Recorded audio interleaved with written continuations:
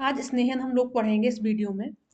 पंचकर्म चिकित्सा में स्नेहन और स्वेदन को पूर्वकर्म के रूप में प्रयोग किया जाता है, क्योंकि ये दोषों को शाखा से कोष्ठ में लाते हैं। मतलब तो स्नेह की सबसे पहले हम लोग यूनियन देख लेते हैं। स्नेह की यूनियन दो हैं, एक स्थावर और जांगना। स्थावर किसे कहते हैं? जो भी जिसकी भी ओरिजिन प्लांट से होती है, प्लांट ओरिजिन को हम लोग स्थावर कहते हैं। और जो एनिमल ओरिजिन से जो भी ऑयल निकलता है उसको हम लोग जंगम कहते हैं ना। तो तिल तेल, एरंड तेल, ये सभी स्थावर हैं। और जो जांगम है, घृत बसा मज्जा, ये तीनों जांगम है। तो तिल तेल देख लेते हैं। शरीर के बलार्ध स्नेहन हेतु इसका प्रयोग किया जाता है। तिल तेल का किस लिए? अगर कहीं पे भी हम लोग को जैसे बल क्षय हुआ है, किसी भी इंसान का बल क्षय हुआ है, तो हम लोग तिल तेल का प्रयोग करेंगे, क्योंकि ये बल देने के लिए सर्वश्रेष्ठ हम लोग किसे मानते हैं? तिल तेल को माना गया है। और अगर भ्रेजन करवाना हो, जैसे मान लो आम अवस्था बन गई है, तो हम लोग क्या करेंगे? एरंड तिल लेंगे 10 ml और दूध में डाल के बोल देंगे शाम को आप लोग इसे पी लेना। तो बहुत अच्छा ब्रेजन है, बेस्ट है ब्रेजन के लिए। कौन? एरंड तेल। इस चीज को हम लोग मतलब अच्छे से याद कर लो। कहीं भी जैसे कल को आप लोग प्रिस्क्राइब भी कर रहे हैं किसी पेशेंट को, तो आप प्रिस्क्राइब कर सकते हैं कि भाई एरंड तेल 10 ml विद मिल्क, इसका अनुपान और मिल्क के साथ ले सकते हैं इसको, ठीक है। फिलहाल अब लोग हम लोग स्नेह के भेद देख लेते हैं। स्नेह के भेद चार हैं। घृत तेल बसा मज्जा, हमारे जो संहिताओं के अनुसार चार भेद किए गए हैं। तो सबसे उत्तम किसे माना गया है? घृत को। घृत को उत्तम क्यों माना गया है? क्योंकि ये संस्कारों से दूसरों के गुणों का अनुवर्तन करता है। दूसरों से के गुणों का अनुवर्तन करने का मतलब क्या है? दूसरों के गुणों का अनुवर्तन करने का मतलब ये है कि ये अपने गुणों को नहीं भूलता और दूसरों के अच्छे गुणों को ये ले लेता है। जैसे मान लो इसके अंदर चित्रक को मिला दिया गया, तो वो चित्रक के गुण भी ले लेगा और अपने अच्छे गुण को भी नहीं भूलता। इसीलिए इसको सबसे बेस्ट माना गया है, सबसे उत्तम माना गया है। तो जब आगे बढ़े, जब दो स्नेह मिलाए जाएं, दो स्नेह को मिलाने को हम लोग क्या बोलते हैं? दो स्नेह के मिलाने को हम लोग यमक बोलते हैं, ठीक है। ये यमक बोलते हैं। और जब तीन स्नेह कहीं पे भी मिलाए जाते हैं, तो उससे हम लोग त्रिव्रत बोलते हैं। और कहीं पे भी अगर चार स्नेह मिलाए जाते हैं, तो उसको महान बोला जाता है, ठीक है। नेक्स्ट देखते हैं आगे। जो घृत है, घृत घृत स्नेह, तो उसके गुणकर्म और प्रयोज्य ऋतु, कि हमें घृत को किस ऋतु में यूज करना चाहिए। हमें घृत को हमेशा हमेशा जैसे संहिताओं में शरद ऋतु के लिए बोला गया है कि भाई घृत का प्रयोग हमेशा शरद ऋतु में करना चाहिए। तेल का प्रयोग हमें प्रावृत ऋतु में करना चाहिए, और प्रावृत ऋतु में करना चाहिए। और बसा और मज्जा को माधव, जो इस माधव को हम लोग बैसाख भी बोलते हैं, तो उसमें करना चाहिए, ठीक है। नेक्स्ट। तो घृत में क्या होता है? घृत पित्त अनिल हरम। घृत पित्त को और वात का हरण करता है। घृत क्या करता है? पित्त और वात का हरण करता है। रस शुक्र ओजसा हितम, रस को और शुक्र को और ओज को बढ़ाता है, ठीक है। जो भी विकार होंगे, पित्त और वात वात पित्त, जो भी रोग होंगे, उनमें घृत बेस्ट है। और रस को, शुक्र को और ओज को बढ़ाने के लिए, हमारी इम्यूनिटी बढ़ाने में घृत बहुत लाभकारी है, ठीक है। निर्वापरण मृदुकरम स्वर प्रसादनम, स्वर वर्ण, ये यहाँ पे स्वर वर्ण है, ठीक है। स्वर वर्ण, इसको सही कर लो। स्वर वर्ण प्रसादनम, ठीक है। निर्वापन मृदुकरम स्वर वर्ण प्रसादनम। एक मिनट में सही कर दे रहे इसको। ये यहाँ पे स्वर वर्ण है, ठीक है। स्वर वर्ण प्रसादनम।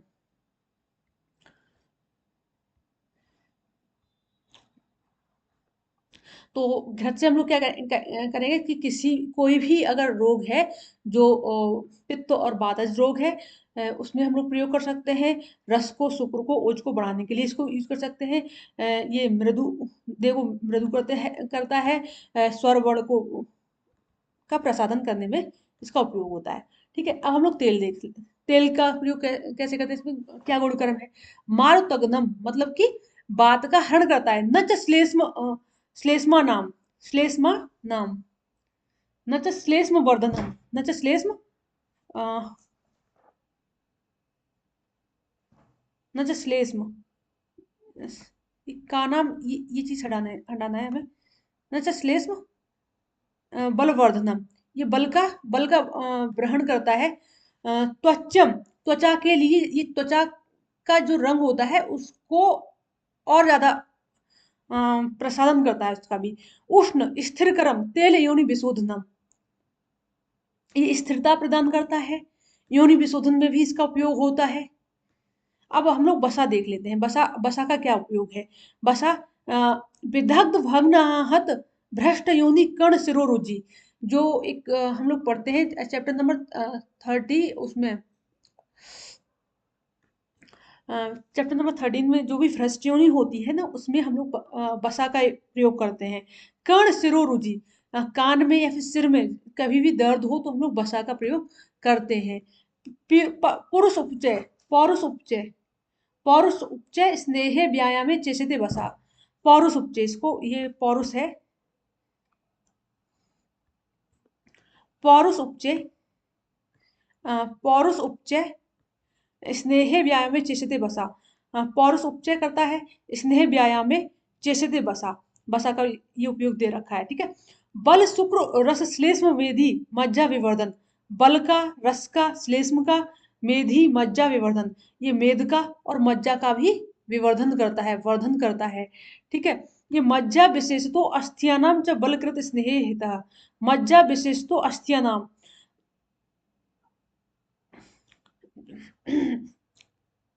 रस रक्त मांस में, रस रक्त मांस में अस्थि मज्जा, इस तरह से बनता है, तो ठीक है। अस्थि से क्या बनता है, मज्जा विशेष तो अस्थियनम च बलकृत स्नेह हितम, अस्थि से मज्जा बनता है, बलकृत स्नेह हित, ठीक है। नेक्स्ट देखते हैं आगे, स्नेह प्रयोग काल, हमें स्नेह का प्रयोग किस काल में करना चाहिए। तो अत्यंत शीत एवं अत्यंत उष्ण काल में स्नेह का सेवन न करें। कभी भी ज्यादा गर्मी है या फिर बहुत ज्यादा ठंड पड़ रही है तो हमें स्नेह का प्रयोग नहीं करना है। कभी भी ज्यादा ठंड पड़ रही है या फिर कभी ज्यादा गर्मी है, उष्णकाल, अत्यंत उष्णकाल या फिर अत्यंत शीतकाल में हमें स्नेह का प्रयोग नहीं करना है। ये लाइन में दे रखा है, ओके। और वात पित्त की अधिकता में, वात पित्त की अधिकता में भी हमें, वात पित्त की अधिकता में वात पित्त की अधिकता में उष्ण काल में और रात्रि में स्नेह का पान कराते हैं। जैसे कोई भी रोग है जिसमें जो वात पित्तज रोग है, कोई भी अगर रोग है जो वात पित्तज है, तो उसमें क्या करेंगे हम लोग उष्ण काल में, मतलब कि जैसे मान लो गर्मी के दिन है उस टाइम पे या फिर रात्रि में, ठीक है।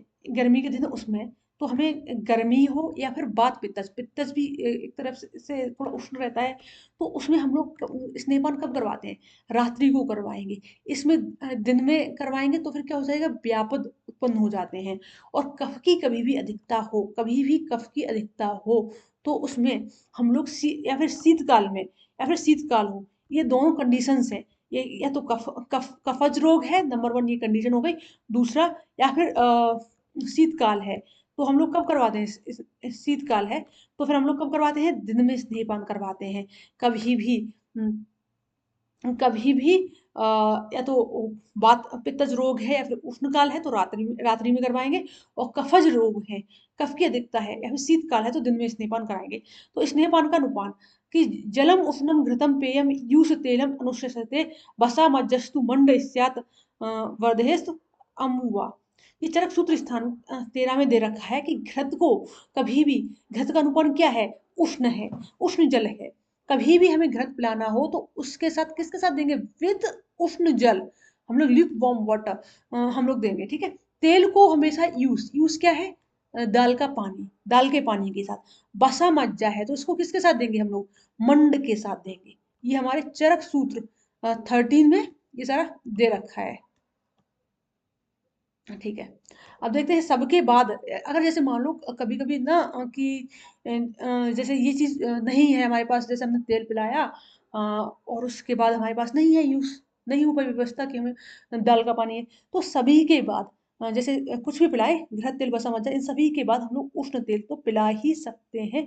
ये सभी में कॉमन है। सभी स्नेहों के पान के बाद उष्ण जल पीना चाहिए। इससे स्नेह सम्यक जीर्ण, इससे क्या होता है, स्नेह सम्यक जीर्ण हो जाता है और स्नेह लिप्त मुख का शोधन होता है। स्नेह लिप्त मुख का क्या होता है, शोधन होता है। तुबरक तेल और भल्लातक तेल में एक्सेप्शन है, क्योंकि इसमें कौन सा शीतल जल पीने को कहा गया है, क्योंकि ये बहुत ही ज्यादा उष्ण होते हैं इनका, जिसकी वजह से और ज्यादा प्रॉब्लम्स आ जाती हैं, जिसकी वजह से हम लोग इसके साथ शीतल जल का अनुमान देते हैं। ये चीज हमें तुबरक तेल और भल्लातक के लिए याद रखनी है। ये एक्सेप्शन के हिसाब से मान सकते हैं हम लोग कि तुबरक तेल और भल्लातक आर द एक्सेप्शंस। अब स्नेह की प्रविचारणाएं, प्रविचारणा का क्या मतलब होता है कि जैसे कोई भी स्नेह है वो हम लोग अकेला तो दे नहीं सकते। मान लो कि किसी खाने के साथ हम कोई खाने के साथ हम मिला के दे रहे हैं किसी भी स्नेह को, तो उसे हम लोग उसके स्नेह की प्रविचारणा कह देते हैं। तो चरक जी ने क्या किया है, 24 स्नेह की प्रविचारणाएं मानी है। हमारे चरक जी ने कितनी प्रविचारणाएं मानी है, 24। और हमारे काश्यप जी ने कितनी प्रविचारणाएं मानी है, हमारे काश्यप जी ने 20 स्नेह की प्रविचारणाएं मानी है। ठीक है, कौन कौन सी है, रस हो गया, ओदन, विलेपी, यवागु, मांस, सूप, शाक, यूस, दुग्ध, मध्य, लेह, खंड, तिलकल, काम्बिलक, सत्तू, भक्ष, व्यंजन, अच्छी तर्पण, कर्णतेल, नस्य, गंडूस, बस्ती, उत्तरबस्ती, दही। ये सारी प्रविचारणाएं हमारे चरक जी ने मानी है। तो इनको पढ़ लेते हैं। ये चीज 24 की डिजिट तो हमें याद रखनी है, क्योंकि कभी कभी एमसीक्यूज में आ जाता है। प्रविचारणा होता क्या है, स्नेह को भोज्य पदार्थों के साथ लेना। अच्छपान, अच्छपान क्या होता है, कभी कभी जो भी केवल अगर स्नेहपान ही करें, उसको किसी स्नेह भोज्य पदार्थ के साथ ना लें। प्रथम कल्पना मुख्य, ठीक है। रस के संयोग से 64 प्रविचारणाएं होती हैं। हमें तो पता है कि जैसा हमने पहले पढ़ रखा है कि रसों का कितना संयोग होता है। जैसे 6 रस रस नंदुरम कटु तिक्त कसा, अ, अ, इन 6 रसों का रसों रसों का संयोग अगर देखते हैं तो वो 63 टाइप्स होते हैं। तो और एक अच्छे स्नेह, एक सिंगल स्नेह ले लें, तो इस हिसाब से रसों के संयोग भेद से 24 स्नेह की प्रविचारणाएं होती हैं, ऐसा चरक और भागवत जी दोनों लोग मानते हैं। तो स्नेह की मात्रा, अब हम लोग स्नेह की मात्रा देख लेते हैं कि स्नेह की मात्रा हम लोग कौन सी मानते हैं। ह्रस्व मात्रा हम लोग कब मानते हैं, ह्रस्व मात्रा, अगर ह्रस्व मात्रा का पाचन काल होता है आधा दिन, अगर आधा दिन लगता है तो ह्रस्व मात्रा पच जाती है। भागवत के अनुसार 2 याम माना गया है। एक याम कितने का होता है भाई, 6 घंटे का होता है, वो 3 घंटे का होता है। तो 2 याम में अगर पच जाता है स्नेह तो वो ह्रस्व मात्रा है। तो हम किन रोगों में, कौन से रोग में हम लोग इसका स्नेह की ह्रस्व मात्रा का प्रयोग करते हैं, तो वो ज्वर, काश और अतिसार। हमें क्या करना है, इस टेबल को बहुत अच्छे से लर्न कर लेना है, सो दैट कि कोई भी एमसीक्यू आता है या फिर एग्जाम में पूछा जाता है तो हम इस टेबल को बना देंगे तो एक अच्छा स्कोर कर सकते हैं। तो कभी भी जैसे ह्रस्व मतलब कि कम हो गया, इसको अगर हम ट्रिक बनाए तो भाई जे, ये तो जे हो गया, ठीक है। ए फॉर ए, अतिसार। कोई भी चीज अगर जैसे कम होती है तो क्या करते हैं हम लोग, जैक, के फॉर कास, है ना। तो इसमें हम लोग एक ट्रिक बन जाएगी जैक। जब कोई भी चीज बहुत कम हो जाती है तो हम लोग क्या करते हैं, जैक लगा लेते हैं। जैक यानी कि जुगाड़। तो फिर स्नेह की जब भी हमें ऐसे याद रहेगा कि भाई स्नेह की कम मात्रा हो, कभी भी ह्रस्व मात्रा प्रयोग होती है तो जैक लगाएंगे। तो कौन सी डिसीज में ये यूज होता है, जैक में, मतलब कि ज्वर, अतिसार, कास। ये चीज हमें नहीं भूलनी है कि भाई ह्रस्व मात्रा अ, किस डिसीज में यूज होती है, जैक में।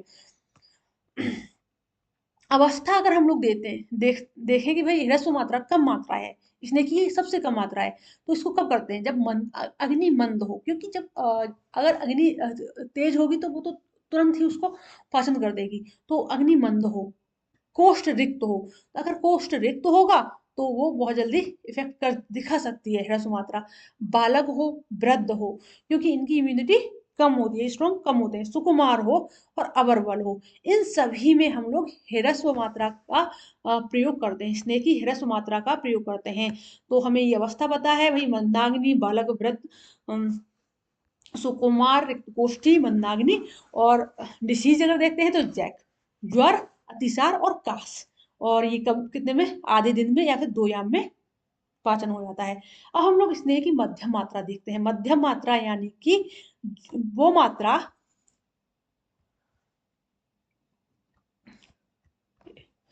मध्यम मात्रा यानी कि वो मात्रा जो एक दिन में जीर्ण हो जाए। ऐसा चरक जीव कहते हैं कि भाई एक दिन में जितनी मात्रा स्नेह की जीर्ण हो जाती है उसे हम लोग स्नेह की मध्यम मात्रा कहते हैं। या फिर भागवत जी 4 याम, भागवत जी ने याम के अनुसार बात की है इसमें, ठीक है। तो ये किसमें कौन सी डिसीज में, अब जैसे अगर ट्रिक लगाते हैं हम लोग कि कुष्ठ हो जाए, कुष्ठ जैसे मान लो एक डिसीज है स्किन में, कोई भी स्किन डिसीज में, ठीक है, कुष्ठ क्या है, क्षुद्र कुष्ठ हो गया या फिर कुष्ठ हो गया, ठीक है, ये स्किन डिसीज मान के चलते हैं। और एक प्रमेह और बात रक्त, इन डिसीज में, इन 4 डिसीज में, ठीक है, इनमें स्नेह की मध्यम मात्रा यूज होती है जो एक दिन में जीर्ण हो जाए। प्रमेह में और कुष्ठ में, ये तो आपको पता है कि भाई डायबिटीज का पेशेंट आ जाए या फिर भी आ जाए आपका स्किन का, डर्मेटोलॉजी का, या फिर बात रक्त का आ जाए। इन 3 चीजों में हमें याद रखना है कि भाई हमें स्नेह की मध्यम मात्रा देनी है, हमें इतनी मात्रा देनी है जो एक दिन में जीर्ण हो जाए। कैसे भी करके ऐसा याद कर लेंगे हम लोग। अगर हम लोग इसकी अवस्था देख लें तो भाई मध्यम मात्रा है तो मध्यम अग्नि होनी चाहिए, और शरीर बल भी मध्यम होना चाहिए, और मृदु कोष्ठी। ये ना तीक्ष्ण अग्नि है ना इसकी मंद अग्नि है, इसकी कैसा कोष्ठ है, मृदु कोष्ठ है, बीच की स्थिति है। ये बीच का मात्रा है तो भाई अगर स्किन प्रॉब्लम आया यानी कि कोष्ठ, या फिर डायबिटीज, प्रमेह, या फिर बात रक्त। बहुत सिंपल है, आसानी से आपको याद हो जाएगा। अब हम लोग उत्तम मात्रा देख लेते हैं कि स्नेह की उत्तम मात्रा हमें कब यूज करनी है। ये स्नेह की सबसे ज्यादा मात्रा है, ठीक है, जो एक अहोरात्रि यानी कि एक दिन और एक रात, एक अहोरात्रि में जो जीर्ण हो उसी को हम लोग स्नेह की उत्तम मात्रा कहते हैं। और भागवत जी इसको 8 याम बोलते हैं। भागवत जी ने 2, 2 से 4 और 4 से डायरेक्ट 8, भागवत जी ने याम में ही बात की है, ठीक है। तो अब इसको हम कैसे याद करेंगे भाई कि कौन से रोग में यूज करते हैं। तो भाई उत्तम मात्रा है, कहीं पे भी सर्प आ जाए, ठीक है। अब ये मान लो कि भाई सांप को बहुत ज्यादा मतलब वैसे सांप तो मान लो और दूध पीता है, चलो मान लो कि भाई सांप है, सांप को शौक चढ़ा नया कि भाई वो मैं घी पीऊंगा, मैं घी पीऊंगा। तो मैंने कहा भाई ये ठीक है भाई, दूध नहीं है तो घी पी ले भाई। तो कहीं पे भी सर्प नाम आ जाए आप मान लेना कि भाई हमें घी पिलाना है, वो भी उत्तम मात्रा में। अब जब सांप ने भाई दूध की जगह घी पिया तो भाई ढंग से ही पिएगा, नाम बदनाम किया है ना। तो इस तरह से हम लोग कहेंगे कि सर्प दंष्ट में और विसर्प रोग, तो ये 2 सर्प सर्प से हम याद हो जाएंगे, सर्पदंश और विसर्प में उत्तम मात्रा, ठीक है। ऐसे ही गुल्म, गुल्म हमें पता है कि भाई वातज रोग होता है, इसमें मतलब ट्यूमर टाइप का बन जाता है, तो इसमें यूज करते हैं मूत्रकृच, बेबंध और उन्माद। इन सभी में स्नेह की उत्तम मात्रा यूज करते हैं। तो मूत्रकृच भी याद कर लेंगे जैसे तैसे कि भाई अगर कोई भी यूरिन रिलेटेड प्रॉब्लम है तो भाई आप घी पी लो, बेटर है, खूब सारा घी पी लो। उन्माद है, भाई बहुत ज्यादा डिप्रेशन टाइप सा आ रहा है, घी पी लो, खूब सारा घी पी लो। विबंध है तब भी घी पी लो, कॉन्स्टिपेशन है तो भाई वो आराम से निकल जाएगा स्नेह से, स्नेह की सहायता से। ये तो हो गई आपकी कि ये कौन से रोग में यूज कर सकते हैं, विबंध हुआ, गुल्म हुआ, जैसे अब सर्व विसर्ग तो आपको याद रह जाएगा। उन्माद भाई आपको कोई भी डिप्रेशन वाली प्रॉब्लम हो रही है या फिर आपकी कॉन्स्टिपेशन बन रही है, आपको विबंध की प्रॉब्लम हो गई, आपकी स्टूल पास नहीं हो पा रही है, तो भाई स्नेह पियोगे खूब सारा तो आपका स्टूल पास हो जाएगा। गुल्म है, गुल्म में तो हमें पता है बहुत ज्यादा बात बड़ा होता है, और वैसे होता तो सभी दोषों से है लेकिन मेनली बात है, ठीक है। मूत्रकच्छ में। ये चीज हम लोग याद कर लेंगे जैसे तैसे, जैसे याद हो जाए वैसे। ठीक है। नेक्स्ट आते हैं हम लोग कि भाई अवस्था कौन सी होती है। तो उत्तम मात्रा हम लोग तीक्ष्ण अग्नि होनी चाहिए कोष्ठ की। शरीर का बल भी श्रेष्ठ होना चाहिए, क्योंकि हम लोग इतना ज्यादा सबसे ज्यादा उत्तम मात्रा में पी रहे हैं। नित्य प्रभुत स्नेह से भी क्षुद्ध पिपासा सहा नर, कि जो भूख और प्यास को बर्दाश्त कर सकता हो ऐसे इंसान को ही उत्तम मात्रा, ये एक्सपेरिमेंट खूब सारा स्नेह पिलाने वाला, हम लोग उसी को करेंगे जो खूब सारी प्यास को और भूख को बर्दाश्त कर पाए। नेक्स्ट आगे देखते हैं। मद विभ्रंसा। मद विभ्रंसा क्या होता है? सुखपूर्वक स्नेहन एवं शोधन के लिए प्रयुक्त स्नेह की मध्यम मात्रा। मद विभ्रंसा को जो सुखपूर्वक स्नेह और एवं शोधन के लिए प्रयुक्त स्नेह की जो मध्यम मात्रा होती है उसे हम लोग मद विभ्रंसा कहते हैं। प्रधान मात्रा दोषानुकर्षणी मात्रा सर्वमार्ग अनुसारिणी बल्या पुनर्नवकारी शरीर इंद्रिय चेतसा।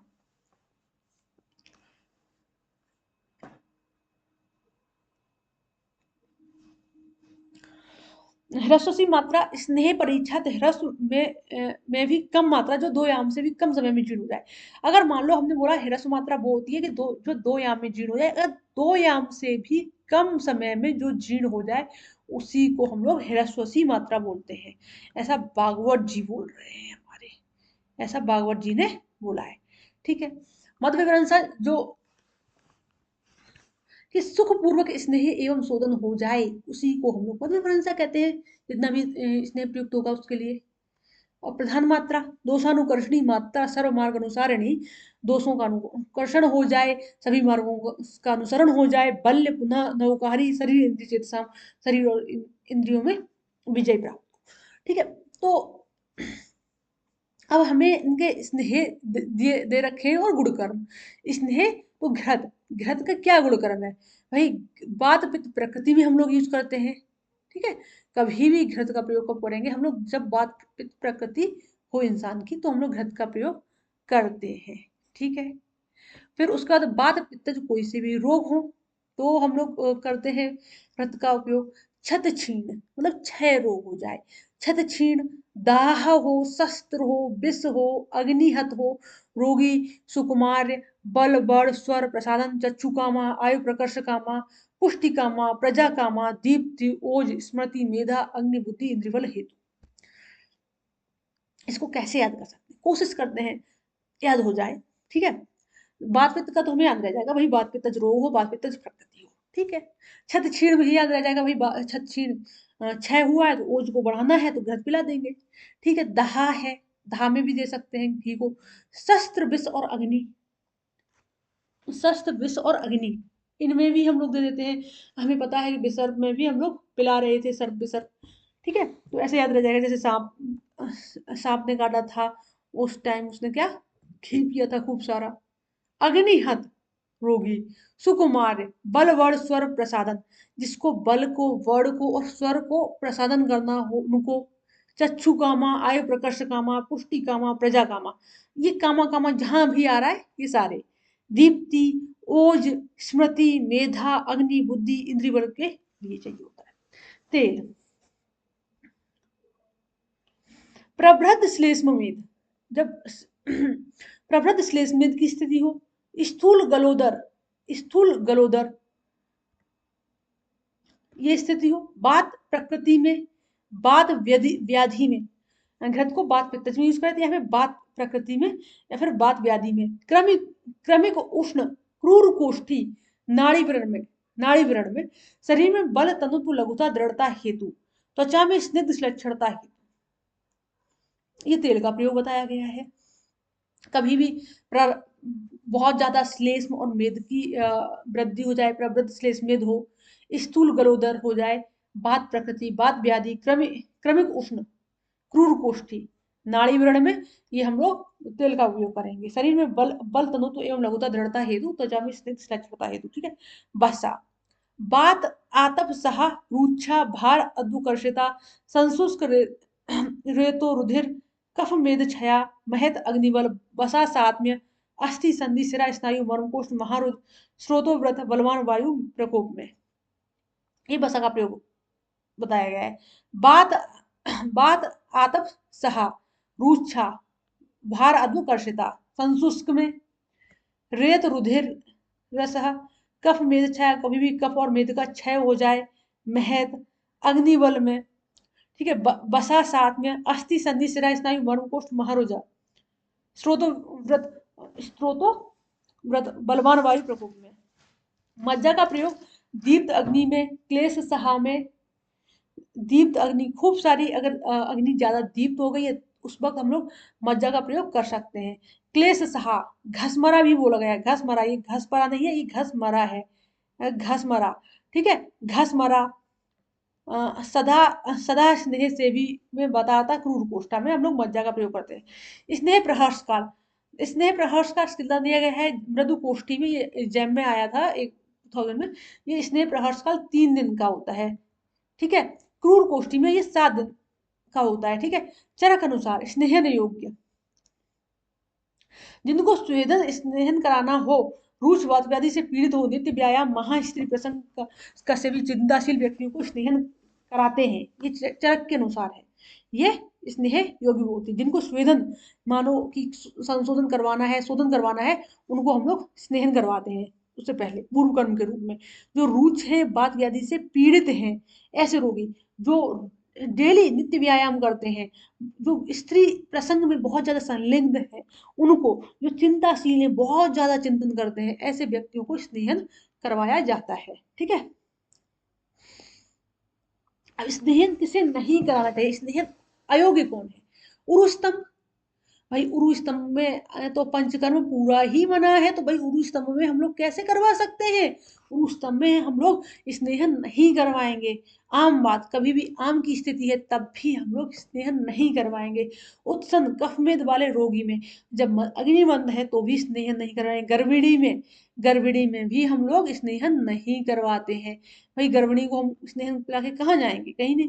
तालुसोस तृष्णा मूर्छा के रोगी को भी हम लोग स्नेह नहीं कराते हैं। अन्न द्वेषी छर्दी, अन्न द्वेषी, किसी किसी भी रोगी को यदि अन्न से द्वेष है, छर्दी है, उदर रोग है, आम दोष है, विषाक्त रोगी है, दुर्बल क्षीण, जिन्हें नस नस दी गई हो, स्नेहन अयोग्य है। अति स्निग्ध, अति स्निग्ध में पांडुता गौरव कफ जाडे पूरी विपाक होता, तंद्रा तंद्रा तंद्रा अरुचि, ये अलुचि नहीं अरुचि है, तंद्रा अरुचि, तंद्रा अरुचि उत्क्लेश अति स्निग्ध लक्षण, अति स्निग्ध के ये लक्षण है।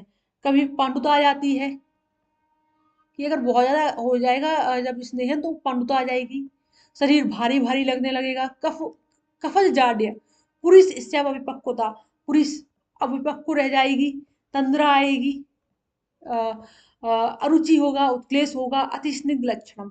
अति स्निग्धे तु पांडुत्वम भ्राण वक्त गुदिस्राव, अति स्निग्धे तु पांडुत्वम भ्राण वक्त गुदिस्राव,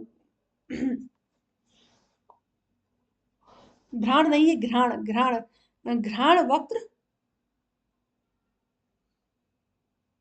गुदिस्राव, ठीक है। स्नेहपान से पूर्व भोजन, स्नेहपान से एक दिन पूर्व द्रव उष्ण अनभिसंधि न अति स्निग्ध ऐसा भोजन करें। संशोधन हेतु रात्रि भोजन जीर्ण उपरांत, रात्रि का भोजन जब जीर्ण हो जाए उसके बाद ही स्नेह का पान करना चाहिए। और संशमन हेतु भोजन के समय भूख लगने पर हमें स्नेहपान कराना चाहिए। सामपित्त में, जब कभी भी सामपित्त की स्थिति हो, केवल स्नेहपान का निषेध है। पंचकुल आदि पाचन औषधियों से अग्निदीपन कराते हैं। कि अगर हम लोग सामपित्त में अगर केवल हम लोग अच्छपान या फिर केवल घृतपान पिलाते हैं तो उसका मना किया गया है, इसका निषेध है। हम लोग क्या करेंगे? पंचकोल आदि पाचन औषधियों से अग्निदीपन कराते हैं। हम लोग किससे कराते हैं अग्निदीपन? पंचकोल से, पंचकोल आदि दीपन औषधियों से। निराम पित्त की स्थिति में केवल घृतपान कराना चाहिए। निराम पित्त की स्थिति में हमें सिर्फ अच्छपान या फिर घृतपान कराना चाहिए। कि हमें साम पित्त में कभी भी घृतपान नहीं कराते हैं, लेकिन निराम पित्त में कराते हैं। स्नेह के व्यापद 19 उपद्रव बताए गए हैं। स्नेह के व्यापद कौन कौन से हैं? तंद्रा, उत्क्लेश, आहाना, ज्वर, स्तंभ, विसंगता, कुष्ठ, कंडु, पांडु, अर्श, ये अर्श है, ठीक है। अर्श, शोथ, अरुचि, उदर रोग, ग्रहणी, उदरशूल, स्तमित, तृष्णा, जीवा स्तंभन, आम दोष, ये सभी स्नेह के व्यापद हैं, 19 सूत्र दिए गए। इनकी चिकित्सा क्या है? वमन, स्वेदन, संसर्जन, ठीक है, रुक्षणपान, तक्र अरिष्ट, त्रिफला का प्रयोग कर सकते हैं। वमनाथ स्नेह पान के 1 दिन बाद द्रव उष्ण मांसरस और भात खिलाकर वमन कराना चाहिए। कि हमने जैसे वमन के लिए हमने स्नेह पान करा दिया, उसके 1 दिन के बाद, कितने दिन बाद? 1 दिन के बाद द्रव उष्ण मांसरस खिला के, भात खिलाकर वमन करवाया जाता है। ठीक है।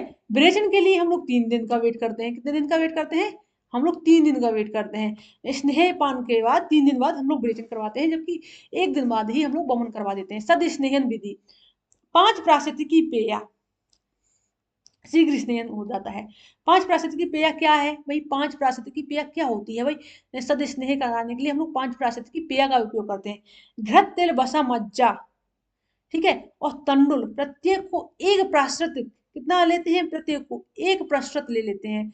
हम लोग एक प्रश्रत ले लेंगे, 5 प्रश्रत हो जाएगा इनका। घृत, तेल, वसा, मज्जा और तंडुल, इन सभी को एक एक प्रश्रत ले लेंगे तो ये 5 प्रश्रत की पेया बन जाएगी, और इससे हम लोग स्नेहन करवा देंगे।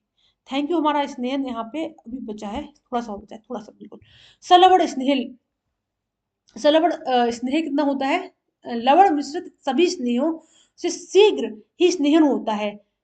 कोई भी अगर स्नेह है जिसे हमें बहुत जल्दी से स्नेहन करवाना है, तो उसमें लवण मिला देंगे थोड़ा सा, क्योंकि लवण क्या क्या होता है? अभिसंधि होता है, अरुष्क होता है, सूक्ष्म होता है, उष्ण होता है, व्यवहारी होता है, जिसकी वजह से शीघ्र ही स्नेहन हो जाता है। लवण अभिसंधि, सूक्ष्म, उष्ण, व्यवहारी च, इसी वजह से। ठीक है, ये उत्तराखंड के 2014 में ये क्वेश्चन आ रखा है। भोजन के पूर्व पिया स्नेह शरीर के अधोभाग के रोगों को, भोजन के मध्य में पिया गया स्नेह शरीर के मध्य भाग के रोगों में को, और शरीर के और भोजन के उपरांत पिया गया स्नेह ऊर्ध्व भाग के रोगों को नष्ट करता है। ये अष्टांग हृदय में दे रखा है कि भाई जैसे मान लो मेरे को स्नेह पिलाना है, ठीक है, और मेरा कोई भी रोग है जो अधोभाग का है, नीचे का रोग है, तो हम लोग भोजन से पहले मिला देंगे स्नेह। ठीक है, तो जिससे कि अधोभाग के जो भी रोग हैं वो नष्ट हो जाएंगे। जब भी हमारे कोई, मान लो हमारे मध्य भाग में कोई सा भी रोग है, तो हम लोग कब पिलाएंगे? जब भोजन करा रहे हैं उसके बीच में, जिससे कि मध्य भाग के रोग नष्ट हो जाते हैं। और मानो ऊर्ध्व भाग के रोग हो, जैसे मान लो लंग्स के कोई भी